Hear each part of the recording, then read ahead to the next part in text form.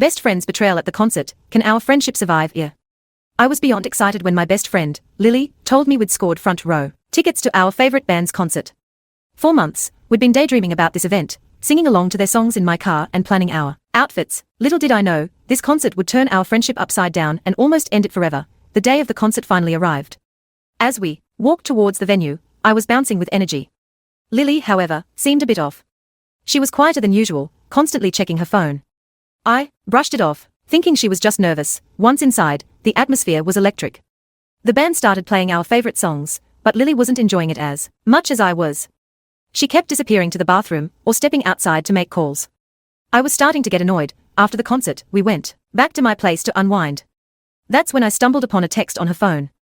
It was from a mutual acquaintance, and the message made my blood boil. Lily had been bad-mouthing me to this person for weeks, saying I was clingy, boring, and that she only hung out with me out of pity. I couldn't believe my eyes. I confronted her immediately, and she tried to play it off as a joke. But the hurt was already done. I felt like I didn't even know the person sitting in front of me.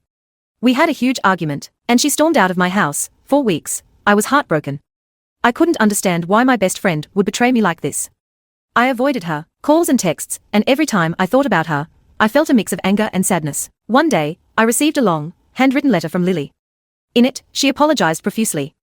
She said she had been going through a tough time in her personal life and had taken it out on me.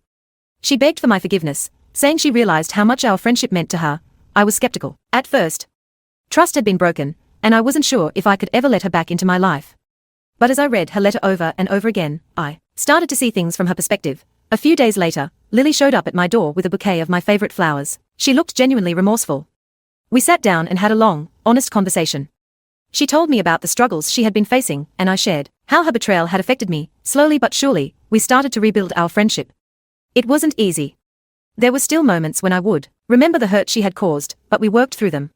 And through this experience, I learned that friendships, like relationships, require trust, communication, and forgiveness. Today, our friendship is stronger than ever. We've both grown and learned from our mistakes, and I'm grateful for the second chance we've been given.